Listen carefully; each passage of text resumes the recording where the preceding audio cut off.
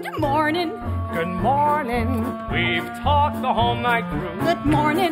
Good morning to you. Good morning. Good morning.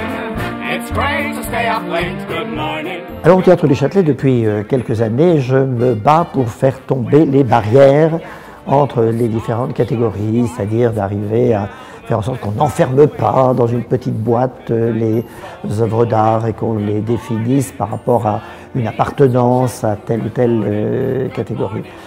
Et j'ai toujours été fasciné par les passerelles entre évidemment le spectacle vivant et l'image, le spectacle vivant et le cinéma.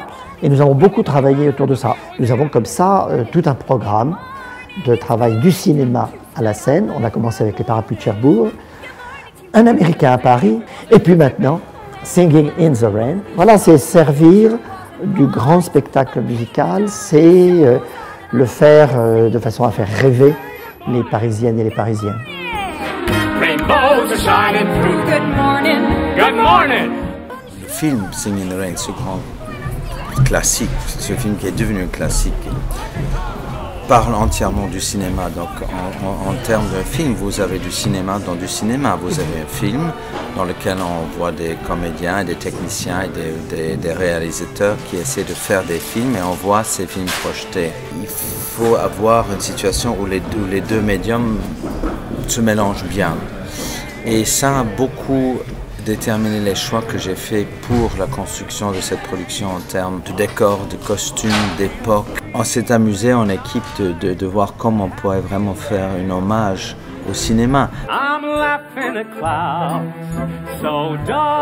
Ici on fabrique vraiment les accessoires, donc on a des commandes du décorateur. On a des photos en général références ou des maquettes d'objets qui sont soit pour fabriquer un objet et on le refait complètement avec des contraintes qui vont être peut-être des contraintes de mise en scène. Il va falloir parfois alléger des objets ou penser vraiment à comment le comédien va s'en servir ou des choses comme ça. À un moment, il y a une comédienne qui se prend une tarte à la crème. Donc on a fait un fond de tarte de Charlotte en silicone. Et là, on est en train de réfléchir à ce qu'on va mettre dedans pour qu'elle se le prenne tous les jours sans que ça tâche, quand ça soit trop nocif pour elle. Alors donc le décorateur arrive avec des maquettes, des dessins et il nous fait part de ce qu'il envisage pour le personnage qu'on va fabriquer ensemble. On prend les mesures des comédiens, après on prépare un brouillon avec un tissu qui coûte pas cher, on fait un essayage et une fois qu'on est au point entre le décorateur, nos problèmes techniques pour adapter à la personne et puis après on fabrique l'objet fini. Toujours mieux de parler directement bien sûr avec la personne pour essayer de deviner quelle couleur elle a dans la tête. On peut se rendre compte que tel rouge, tel jaune ou tel bleu ne va pas être beau ou ne va pas passer, va jurer avec le reste. Voilà, ça c'est les échantillons qui ont été faits, qui avaient été validés en premier lieu, puis finalement le fond est trop beige. Il faut le griser pour que ça rentre toujours dans notre petite gamme de gris.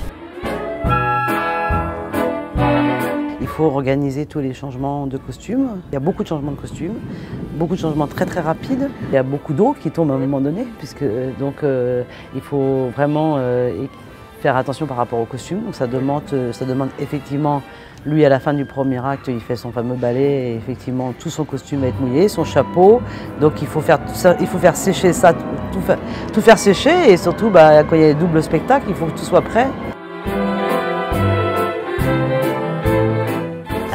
The wonderful thing about the last number, the end of Act 1, is when we're dancing in the rain. It's always magical anyway, when you see it in the film, but when you see it in real life, in the theatre, it's even more spectacular.